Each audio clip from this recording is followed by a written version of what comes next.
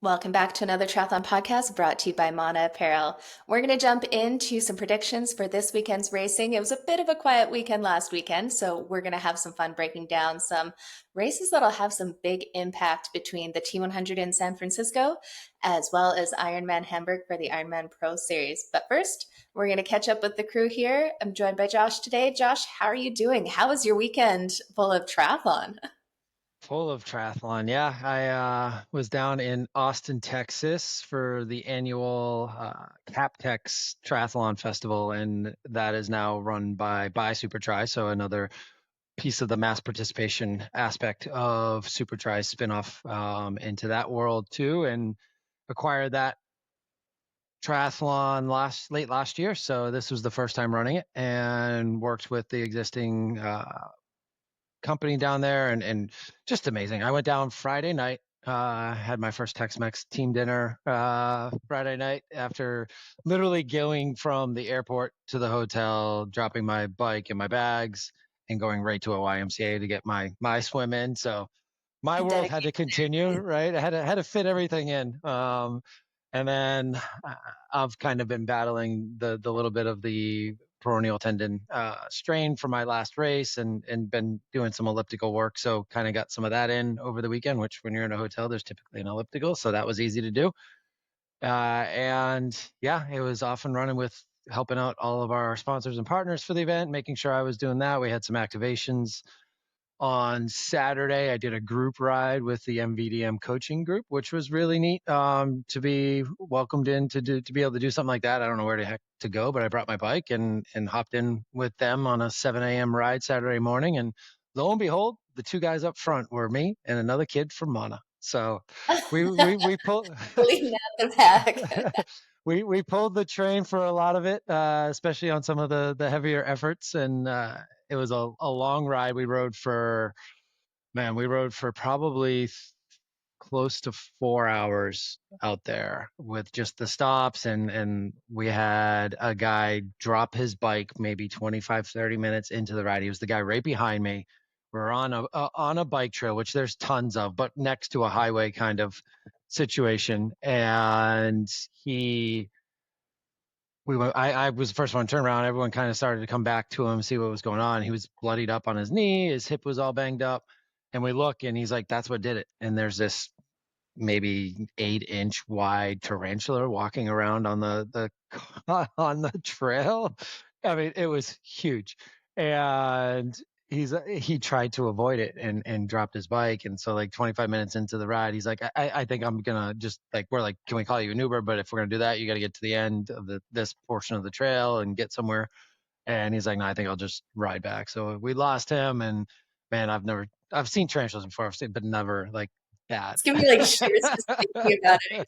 Like So sorry about the lack of warning on that, but yeah, it was an interesting start to the ride, and then we had just stops and for people having little itty bitty mechanicals. Then we did a turn around at the gas station, and I forgot our question to the pros and like, what is the craziest thing you've eaten? And I was like, I filled up water bottles and got a protein bar and got like your normal stuff. And I was like, I should have tried something like crazy, and I didn't do it. So my bad. I dropped the ball there. And we turned around, and all of a sudden this guy got a flat. So we stopped, and he gets it back up and running, and then probably 15 minutes later he's got another one. So and then we completely checked the whole rim, and there's nothing. But he ended up having three flats. So 2.5 hours of riding, I think we did in just under 4 hours. So it was a lot of starting and stopping. But it was really nice to go out, ride, know where you like, not have to worry about where you're going, not have to worry about your map, and like just have somebody else tell you where to go, and get some good pulls at some high watts, and drafting, and working on the bike skills, which I don't get to do often up here at all. So it was just a really neat experience. And when we were going and pulling, it was the two of us from Mauna up front, and finally got my new buddy linked into the Facebook group, and I think he's joining the WhatsApp channel, and it's he and his wife down there too, which are both part of it. And he was riding his sweet Argon 18 that he got dialed in through the Mana discount. Yeah. So he made my bike look silly. So it was really neat. I mean, you talk about small world, right? And how big our community is getting within Mauna, and then just the triathlon community in general being welcoming and allowing me to come join that group ride. And Like I find almost anywhere in the world I go, there ends up being someone in triathlon who's happy to like show you around or help you out, or a familiar face, or someone you've, seen on social media where you're like, okay, I feel like I know you in there. But it's just, it is a big community, but it really isn't at the same time. You kind of start to see a lot of the same faces or team members all over the place. So that makes it a lot more fun. yeah, it was definitely a cool way to kick off the weekend. I had met the my team really in person for the first time the night before dinner, and then I had to get to the expo. So I'm like, oh god, we got to get back, and I got to get to help set up. And but yeah, kudos to Natasha Vandermeer for setting that up, allowing me to do that. And then I got to meet her Saturday night at our little activation, Raw Nutrition, and was there helping Athletic Brewing and Fleet Feed and some other of our partners, and we got the whole expo set up and ready to go for Sunday morning. And then it was just a long day Sunday of being at the expo. I got my elliptical run in early in the morning, watching a little F1 Monaco racing while I did my elliptical. I felt like a gym bro or whatever you want to call them.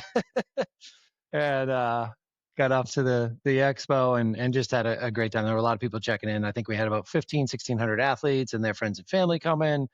And so it was a big event, and the expo was really packed. So that was really neat to see, because that's the work that I'll be doing and being a part of. So I got to have some really good conversations with our partners. And then I was helping man one of our booths. Like, we have the booth set up for CapTex next year, and Kerrville, which is another event that we have coming up later in September in Texas. And we had little games for kids to play, like a candy machine that would have a thing that come out like win a prize, and we give them the quarter and they do that. So I was kind of helping keep the spirits up there, and people would come by and ask questions. And of course, we know a lot of the answers. They didn't have to go to the info booth and wait in line. So this guy later in the day came up with his 3 kids, his sister-in-law. And he's like, yeah, we just got here from San Antonio and excited. These guys are going to be racing their first triathlon. My sister-in-law is doing her first. I do them all the time. I'm a pastor from San Antonio. We just drove up, and he's like, but I don't know if I'm going to be able to race. I pulled into the garage, and it was no problem. I cleared, and my big truck and all the bikes. But then there's another sign, and I hit it, and it broke off my C post. No. So I got no way to ride. And I think at this point it was like 4:30. Bike expo ends at 6. Bike check in by 6:30, something like that. So I was like, hey, look, I've got my bike with me. Why don't you drop me back? Let's go back to the hotel, grab my bike, and we can get back here in time. He's like, well, I got like somebody that might be coming with a backup bike or whatever. He's like, I don't know what it is, if it's gonna fit. I was like, you're about my size. We can drop the C post, do whatever we need to. Trust me, take my bike, use it.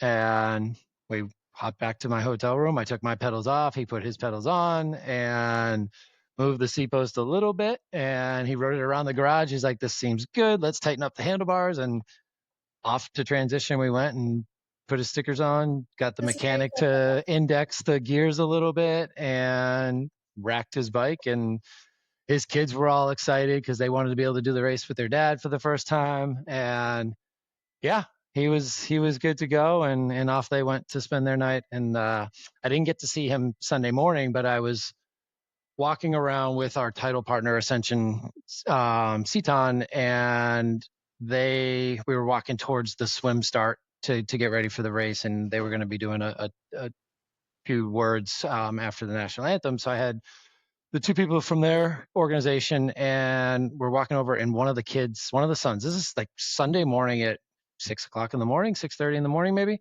And one of his younger sons, probably 13 years old, comes running over to me as he's getting ready, putting his tri kit on. And he's like, hey Josh, thank you so much for giving my dad his bike. Like, that's so cool of you. And like, I get to race with him. Thank you so much. And I'm like, this is in front of our title partner. Like, this is really cool right now. And that is why we do what we do. Like, I mean, there were so many moments all weekend that reminded me, like, it's such a not a job that people would normally think about doing. And like, I worked so hard to build a community and a network around what I was doing, and switch industries and make a pretty big leap at this point in my life and my career. And everything was truly just validated in what I had done all weekend. It was just like really cool to watch. Like from that perspective, it was really hard being in transition and not setting up a bike and watching all these people get ready to get after it. But it was also really neat to take that perspective and be at the race as the organizer, as a facilitator, to be able to help other people get into the sport, enjoy the sport, and really get the most out of it when they're there on race day, and making sure that they walk away wanting to do more. So to be able to watch it from that perspective was really neat, and just really just validated everything that I've done to get there, and looking forward to doing more. And it just really makes it easier to then be able to talk to others about what the experience can do and impact the community, and then watch all the friends and family and the signs, and yeah, it was just a really, really awesome weekend, and just to be a part of it, and what our missions are and goals are with by Supertri, and increasing the mass participation at that level, and then working with USAT and working with Ironman to make sure that we're all kind of going after the same mission, instead of competing and batting heads against each other. Yeah. Rising tide lifts all ships for sure, and that's the way it needs to be approached, right? But kudos to you for lending that guy your bike. Like that's one of those things that's so incredible about that, like this community. And where I was in Australia, my bike didn't show up, and halfway around the world, it was just like, Yeah. "Hey, does anyone have a bike?" And someone came to my rescue with one, and it's just, what other sport do you see that? Like it's really, really cool to see how willing people are to help, whether it's helping you get into the sport, sharing tips and ideas on how you can get better, or handing over a bike, which, for most of us is one of our prized possessions because we spend so much time and investment on it and training on it. So that's very, very cool to see. So kudos to you for doing that. No, thank you. And I didn't even think twice about it. Like other people are like, "Wait, you giving me a bike?" And I was like, "Where am I? I mean, he's racing. It's like Yeah. this guy's here, and it's just the whole background and the whole story. And he and I had a lot in common that we chatted about in the car ride and stuff. So it was meant to be. And I met his whole family the next day during the race. His wife came up and thanked me and stuff. So it was just really neat. Yeah, it's exactly what this whole thing is. And then yeah, got a nice 2 hour ride in yesterday morning right before I flew home, and literally got the 2 hour ride in, got back, packed my bike, packed my stuff, got in the Uber, went to the airport, and Oh, walked right up to the gate and walked right on the plane with no wait whatsoever. It was like, yeah, we dialed in right there.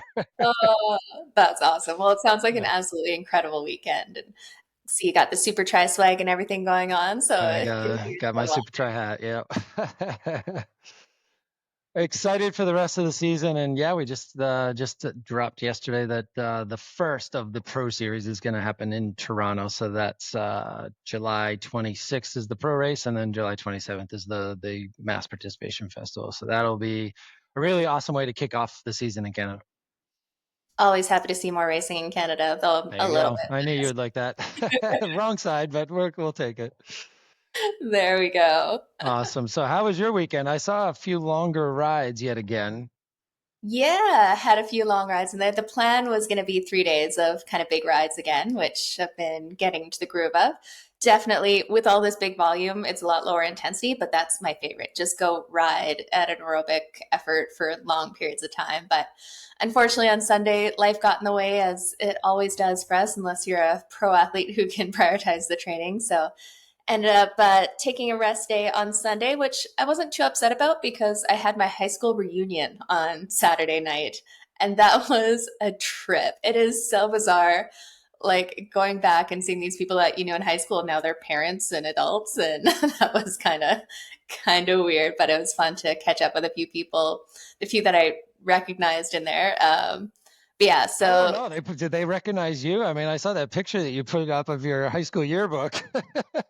man, in high school, I was the chubby kid who did not play sports whatsoever. And now I'm a little bit more outspoken, a little bit more fit. And yeah, it was definitely a bit of a trip. So I was walking in there feeling pretty good because life is good right now. So that never hurts. They wanted to know what medicine you were taking. That's for sure. There we go.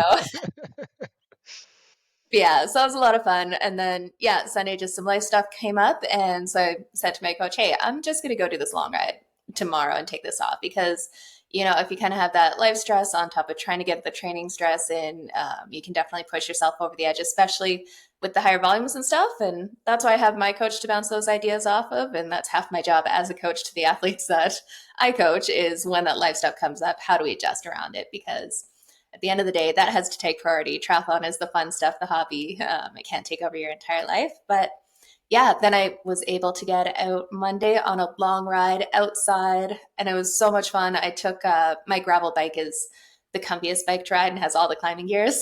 So I went and changed two sets of tires over so I could get some road tires on my gravel bike. And just the fun part with my gravel bike, it doesn't have power either.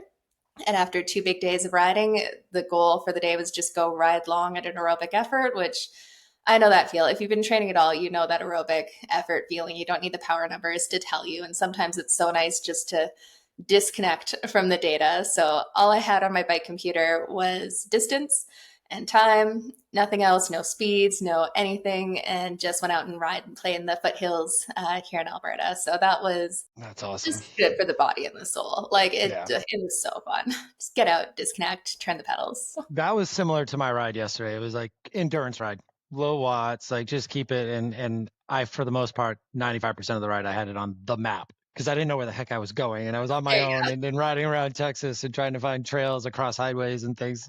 So yeah, it was all feel. And it was really cool just to take it all in. It is, yeah. Take the time, stop at the cafe. I had an amazing cinnamon bun at this place. The cinnamon spoon is my favorite kind of Yeah. coffee stop over the years, and yeah, it was so fun. But putting in some big volume, I've got the T100 in Vancouver coming up in a couple weeks here, and I think I'll kind of be training through a little bit because the big goal this year is obviously the Ironman World Championships in Kona. But got a little bit trying to get in some big volume now because after that it's a bit of chaos for a while. I'll be doing the T100 in Vancouver, and then I'm home for 2 days, and then I fly to San Diego to do the San Diego International. But I'm meeting up with some of our teammates for a long ride, like 2 days before the San Diego race. So that'll be more just go have a hard hit out after a T100 and then a 5 hour ride and then go to San Diego. Yeah. Because and then we head from San Diego to Boulder for the Mauna training camp coming up on the 25th. So trying to get in some big training now because it's gonna, with travel and events, tapering, recovering, camps, it's all gonna be a little bit of chaos. So Big specific training. You're still going to get big training in. It's just going to be a little less specified, probably, and a little more like get in the volume. yeah, definitely. And with the Mana Camp, we have such a wide range of athletes coming out to it. So we'll definitely have some different pace groups going on in there. So as a coach, you don't always get the best training in during those, but for the boost you get just actually being able to coach in person and meet up with teammates, it's so worth it. I'm so Yeah, looking forward to very that one. similar to what I just experienced this weekend, right? It's Exactly. just Yeah. being around it. It just gives your body that good vibe feeling of racing and training. And yeah, I get it. Totally. And yeah, I mean, you're gonna have to be at T100 Vancouver in best shape too, because you're gonna be the only Canadian redhead there, unfortunately. I know. Paula Finley still doesn't have that US visa stuff worked out, so there won't be another. And she's Albertan too, so an Albertan Ah, Canadian redhead. you guys are It's just on the start connected. line. She's a little bit faster than me, though. I'll give her Yeah, that. having a good year. Definitely. Well, let's jump into some of that, talking about T100, because we have the T100 in San Francisco coming up this weekend. And man, last year I was able to go out to that race and spectate it in person, and it was so much fun to watch, even with some of the crazy, foggy, cold weather. Hopefully, they'll get a little bit more sunshine so you can actually see the Golden Gate Bridge in the background and the views and everything, because it is such a stunning location. That one's really, really cool. Maybe we'll have another sprint finish this weekend, but that would be epic. It would be epic. I think the guys race could be. I mean, even like they're pretty packed fields. Even though we've got what like 19 or 20 of those slots are wild cards, so almost 50% between the Which is two fields crazy, are yeah. wild cards. For a U.S. race, but I think things will start to clean up a little bit the further we get into. So let's let San Francisco, Vancouver do their things, and then I think after that it's going to get really tight. You're going to start getting the top 20 for the most part at most of these races if they're healthy. So it'll be really neat. I think all signs are pointing towards the weather to be similar than that it was last year. And I think the one question is what's the current like, Yeah, because and where's the boat gonna be? The boat where's was off last year for sure. how does the boat handle the current and make sure it gets to where it's supposed to be, or else we could be in for another 14, 15-minute swim.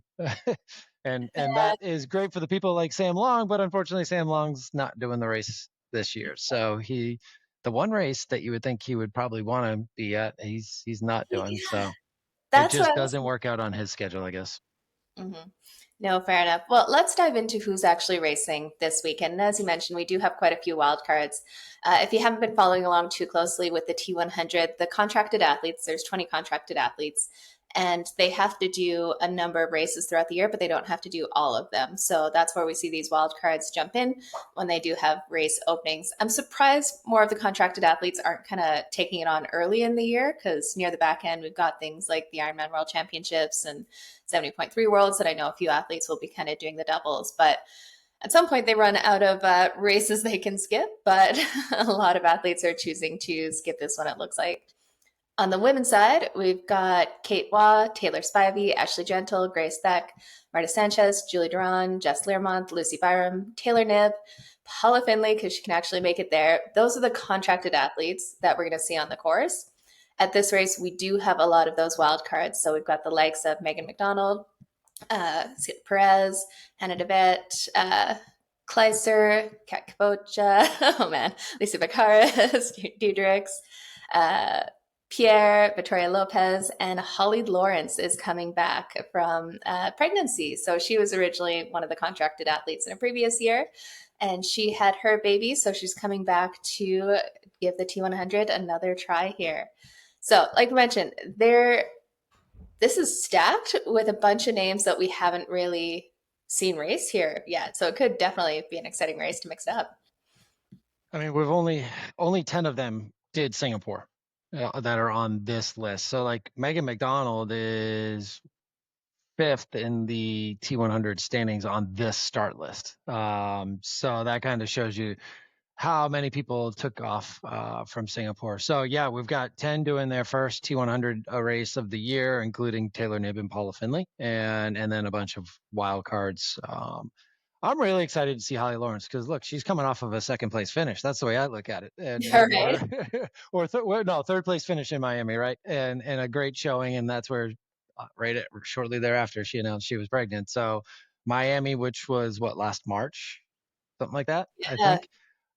So it's been a while, but yeah, motherhood's hopefully suiting her well, and she's been posting a bunch of training videos, and looks like she's having a good go at it. So it'd be interesting to see what Holly Lawrence's shape is like coming into this, and then it'd be very interesting to see. I think another one that they should be concerned about is Victoria Lopes. Like, is the run form there? Because if she can swim bike like she did in St. George, and she's got the short course background, and mix the two of them up, she's definitely going to be right there on the swim. And it'll be interesting to see how that plays out. But she's competing against the likes of Taylor Knibb, who just rode away from everyone last year. And like this course just suits her so well. And it's going to be hard for people to stay with her on this bike course. But the likes of Paula Finley, Julie Duran, Ash Gentle, if it's not too cold, I would say, like, she really doesn't like the cold weather. And if it doesn't get too cold and it's a little warmer than it was last year, would be a huge factor, I think,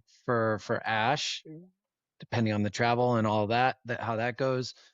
And then Kate Waugh. I mean, obviously Singapore was like came out of nowhere, and we all knew that she was capable of racing well, but that was a surprise. And let's see how she backs that up. And I think she's on a lot of people's podiums, and she's just going to keep doing what she did there too. So a lot of different pieces that we could see play out at this race. And yeah, it's a pretty stacked field on the women's side.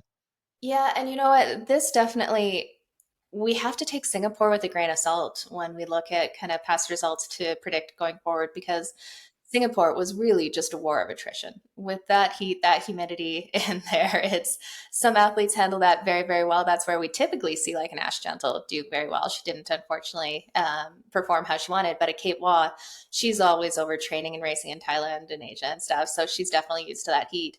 With these cold temperatures, it's, I think, going to mix up completely because when it gets cold like that, you can actually hammer and push, and that heat isn't going to be as big of a factor in there. So you can actually, I think it lends to the people who have those higher watts, those faster run paces, because they can actually hit those numbers. Someone like a, Taylor Nib kind of deal, because she's not restricted in there by trying to keep her body temperature lower. But I'm really excited to see this showdown between, we kind of have the big three that we've seen at this T100 with Ash Gentle. We got Taylor Nib. We've got, who else is on there? Julie Duran. Julie Duran, yeah. So we haven't seen too many of those head to head. And like you said, Kate Wall, we don't know what she's going to do in these cooler temperatures after such a dominating performance at T100 in Singapore. So yeah, Ash Gentle, she doesn't like the cold. That's hit her a few times. I think it's going to feel very cold if it's similar to last year. Like spectating and walking around in there, I was frozen in like a hoodie. Yeah. Everything. We got some serious swim bike power, like Jess Learmont. She's always a monster on the bike. You got Paula Finley will be with her too. And then obviously Taylor Nib will be pushing it from the front. We'll see if anyone can hang on to Taylor Nib's wheel, especially everyone seems to have put a lot more focus on the bike. We know Ash Gentle changed coaches so that she would be doing more bike specific work. Paula Finley is always putting time into that bike, dialing it in. We've seen She's Julie. got a cycling coach now, right? So Yeah. Paula's is, another one, like with her cycling abilities, and then to go to a cycling coach and now win twice since. So It's paying off. It's working. yeah. Well, I mean, we all knew they had to try and catch Taylor Nib somehow, right? Yeah. Well, on that course too. So if you guys haven't seen the San Francisco course, they've got a pretty solid hill in there that they go over twice every single lap. So it's funny. I think that almost in some ways lends more benefit towards the ITU style athletes because they are so used to that on off high power, recover and hit it again, compared to more the Ironman traditional athletes are used to just down the TT bars, grind it away. So I think this gives a little bit more room for those ITU athletes. If they haven't spent the time in that TT position getting it dialed, this is a really good course for it. And technical with some of the descending off of those climbs too. So, and I think it's a tighter course, city type feel to it as well. So it definitely involves a lot of different aspects of your abilities to ride a bike and then run off of it as well, with some of the different aspects that they got to run around the city with, and on grass, as we saw play a factor last year. Man, yeah.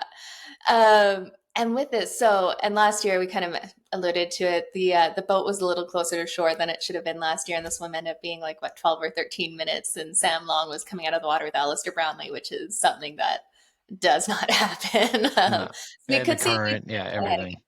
yeah, and last year we had a couple people out of the swim fast because they swam the fastest line straight to shore and ran on the sand instead of doing the longer swim to the swim exit. So will we see more of that tactic going on from maybe some of the people who are worried they can't stay with that front group? Will they just go straight to shore, I'll run it in and hope to make the best time there? It's definitely interesting. And I think at the end of the day, you'll probably see maybe one person try that tactic, and then everyone else are like, I'm going to play it safe and stick with the rest of them, because if I do that, I know I'm at least second out of the next 20, maybe. It's interesting, but I think we all know, like, the swim didn't really play a factor last year. It was a bike run race. And does that mean you risk it on the swim? Probably not. Well, who do you think, Josh? Who do you think? Let's go podium on this one because we do have so many top performers in this race. Who do you think will be on the podium here in San Francisco? Man, it's hard not to take Taylor Nib for the win again. Right? I mean, she won by 5 minutes last year. Craziness. I don't think her margin will be as big this year. I honestly She rode away by 5 minutes, I think it was. She might have been caught on the run by a little bit, but it was. I really want to pick Paula. I just really think she's like in such good form right now in the bike. in a good headspace, it seems like. Yeah. Let's go with Paula for the upset. Okay. Taylor second. And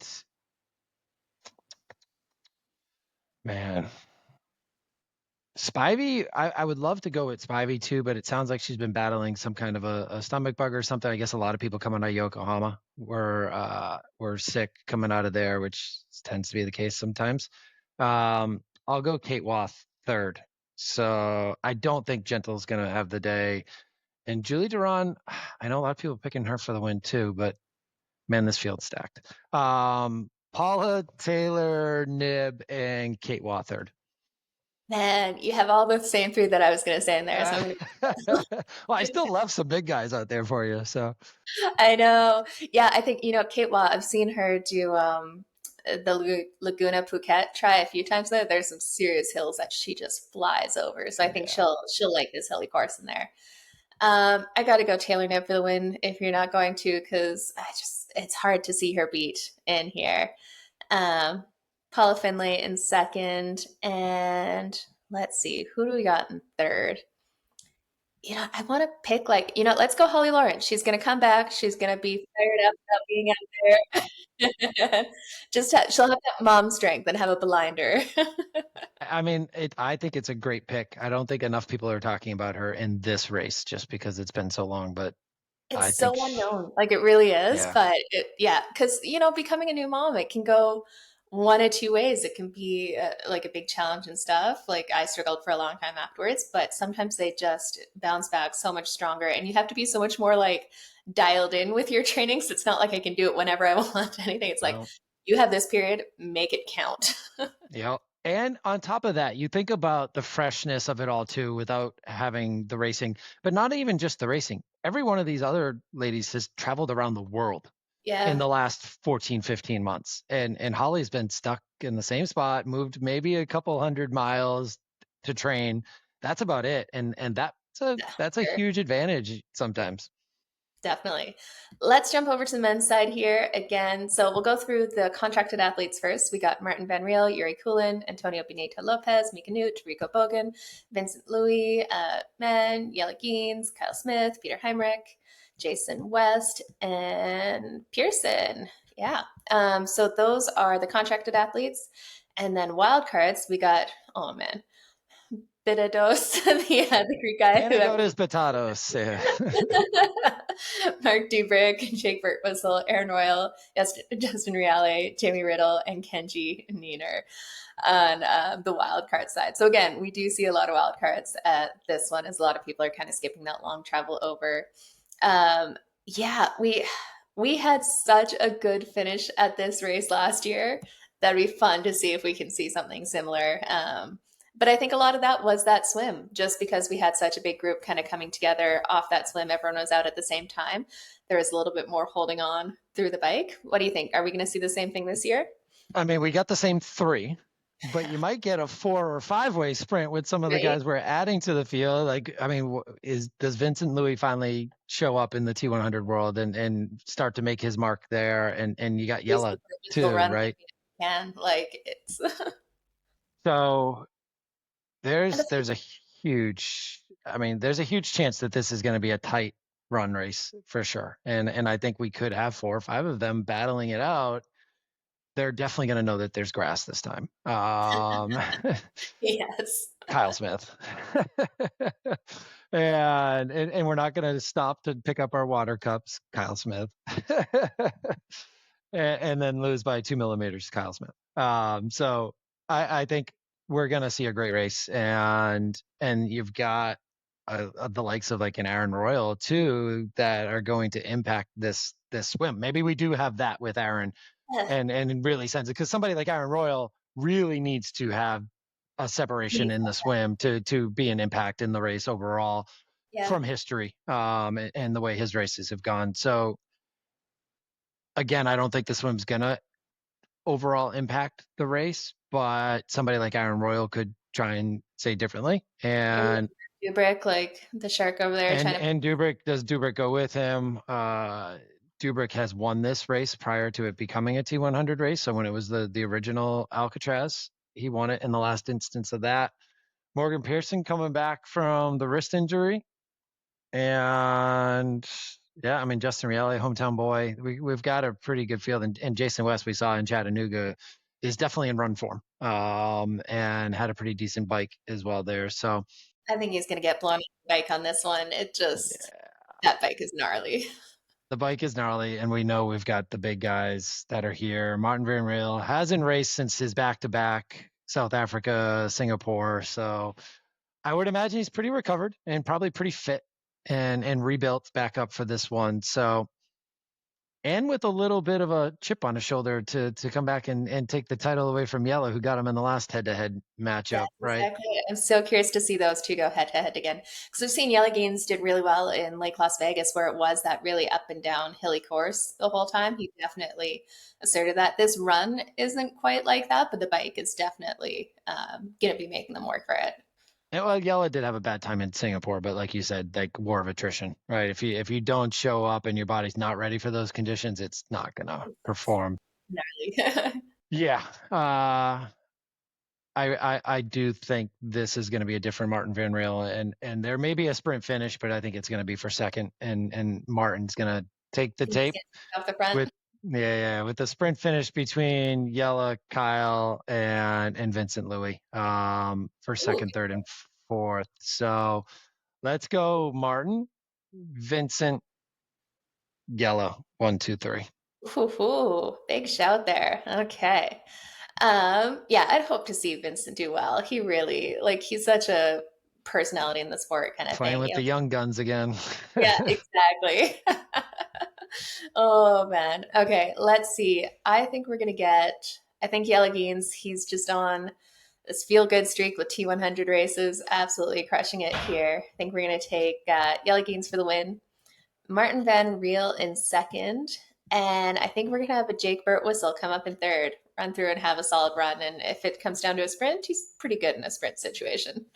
It's a good call. Like we said, we've seen him have some good outings, some good segments of races this year. It just hasn't been able to put together a full swim bike run. Definitely capable of doing it. A little bit shorter, so it'll come to points where Yeah. he has a good one there. But yeah, all of this for both races, the men and the women's, how that swim turns out, if the boat's in the right location, if the currents are going the right way or the wrong way, that is going to mix it up entirely. So we could see a few different scenarios playing out based on that first swim, which, usually we have a decent idea of what's going to happen in the swim. This one with Alcatraz, anybody's guess. No, you have no idea the way the current's going to be, where the boat drops them. There's so many factors into it that are just really cool aspects of this race. And that's why we're glad just to see them be racing in San Francisco. Well, let's jump over. We've got the Ironman Pro Series. We've got the Ironman Hamburg European Championships, and it is a women's only race here. And again, these athletes are looking for points in the Ironman Pro Series. We have, once again, Speaking of heavy hitters, this field. Oh my goodness, I'm so stoked for this one. So I'll go through kind of the top few names in here. We got Jackie Herring, Laura Philipp, Kat Matthews, Anne Reichman, Marjolaine Pierre, Sarah Spence, Danielle Lewis, Slovak Loveseth, Marlene DeBauer, Els Visser, Steph Clutterbuck. This is going to be seriously good. But the matchup that everyone I think is talking about and heading up is the Kat Matthews versus Laura Philipp showdown on this course. And this course, if you haven't seen it, is a fast and furious one. There's definitely going to be some high speeds out there. Without having the hot temperatures of Texas, we could definitely see some faster paces.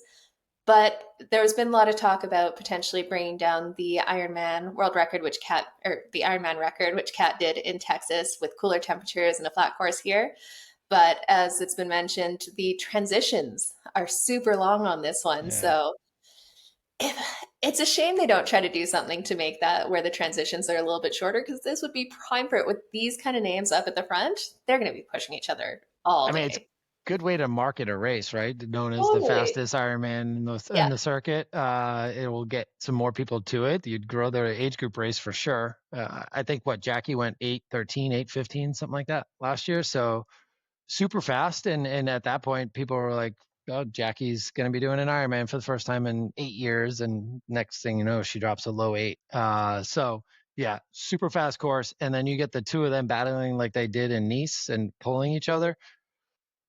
That could get interesting. And Laura is definitely fit. She just had a great win at a 70.3. I mean, not a big field or a Pro Series race or anything, but it was her first race of the season and she pulled off a win in a 70.3. So nice little training day leading into this Ironman.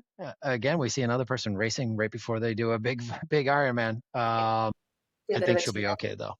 Yeah, I think she'll be fine. yeah. So uh, it's a really good field.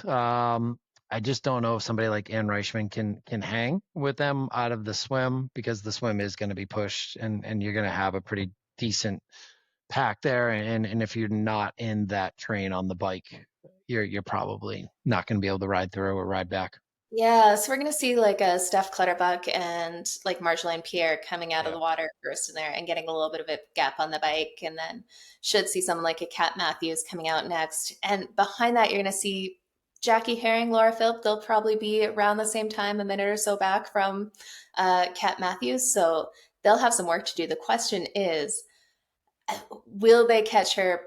Will they catch Kat Matthews before the end of the bike? And I can't see it happening. Like Kat has been riding so crazy strong, so she'll be kind of out of sight, out of mind, and that's always tougher when you're chasing down and you're seeing those gaps kind of extend. I don't think there'll be massive differences in the time. Like I know Laura Philipp has been putting a ton of time into the bike training, but I think we're gonna see it's gonna be the showdown on the run, which could make this super, super exciting. If Laura Phillips and Kat Matthews both have the day that they're kind of capable of, that run is gonna be close. Like seriously. And this And is then a like true Marjolaine Pierce, TT, right? yeah, yeah. It's like Marjolaine has been on such a flyer lately. Does she mix it up in there? Because she's going to be ahead of them out of the water. Not going to have the same bike times, but when they come by, is she going to tack onto the back of it with that 12-meter draft rule? She could stick around a little bit longer. And we definitely saw she was biking so well in her last race. Maybe she has put a lot more time in and can hang a little bit longer than we think. Yeah, I mean, she certainly pulled away in Nice for a while, and until Laura and Kat caught her. So how long is she out front in this one is probably the question before Kat comes flying by. And is Laura, how big is Laura's gap? Because I think, like you said, I don't know, without the climbing in Nice here in Hamburg, does Laura have the chance to catch up to Kat? Does Kat have that in the back of her mind, strategy wise, and maybe is pushing an extra 5 to 10 watts and be like, hey, I can push more than I pushed last year, and I'm gonna keep her behind me, because last year she beat me on the run. But then you got the Cat confidence level in her run too, like, oh, I need to save some for my run because I know I can run with her. I just didn't have my day in Nice, and Yeah. how much of that is a factor, because she's so confident in her run, as she should be. But then she's always humble too. Like, I don't know what's gonna happen on this day. Like, every day is a new day racing, and she's just so dialed into respecting the sport, which is really cool to see too. And the other thing with Kat too is she did Texas, what, 5 weeks ago? So like that is still a tough turnaround, going Ironman to Ironman. And what's her headspace right now? Is it just secure some solid points for the Ironman Pro Series and not burn too many matches going into Kona? Because Kona will definitely be the biggest goal that makes the biggest difference. So she just kind of cruised through, and I can't see Kat saying she'll No, cruise she's through. going for a perfect score in the Pro Series. Come on now. She's like, I'm not letting Christian take the only perfect score Yeah, this year. right. Oh, she's going for that perfect score across the board, I'm sure. Yeah. I and to me, I think this is a message type race going into Kona, because when you're talking about bike dynamics and bike course, obviously the weather is completely different. But this is about pushing power. And Nice was about technicality and being able to run off of a hard climb with a very mind consuming descent. And this is, let's just see mano a mano and push power and race. So was this the race that Cat got DQ'd in last year? Is that what I think? Oh, I can't remember. I think this was the race she got DQ'd in last year. Yeah. Yeah, and then she had to adjust the plan on the And then she had fly. to add another one. Yeah. Yeah, man. And she'll be looking for a little bit of like comeback there because Laura Phillip has beat her in the past. So Kat Matthews, I'm sure, will want to assert that dominance a little bit more. Well, let's give it a call here. Who do you think, Josh? Who do you got on the podium for this race? And I'm gonna go Cat, Marjolaine, Jackie Herring. I think Laura Philipp is probably going to push it too much on the bike, trying to bridge the gap. She is coming off a 70.3, and I just don't think she's there. Again, Kona is her ticket. She's not chasing the Pro Series. She's literally chasing Kona. This is a check-in for her, is my guess, and she's going to see how much she can push on the bike because she's going to have to in Kona as well. Be a big one. Okay, I'm gonna go Laura Phillip for the win there. Kat Matthews in second, but I think it's gonna come down to the wire on that run who actually takes it.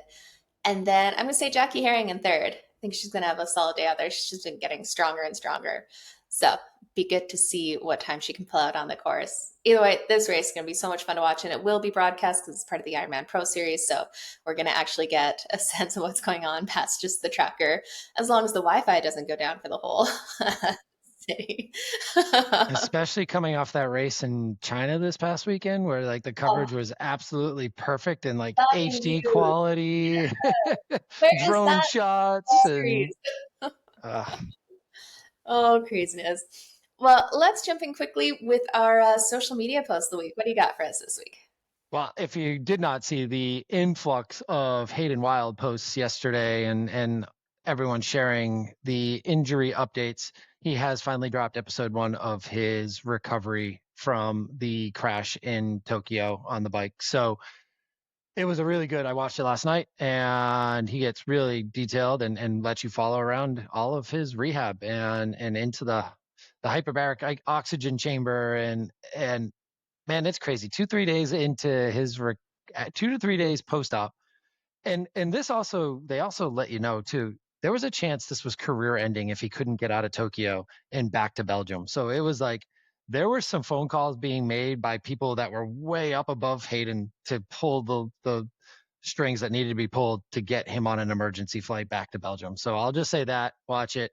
It's a really well done episode, and I would imagine the next 3 to 4 months are going to be pretty amazing, must watch type YouTube episodes. So yeah, check out Hayden Wild on his YouTube and subscribe so you don't miss those episodes.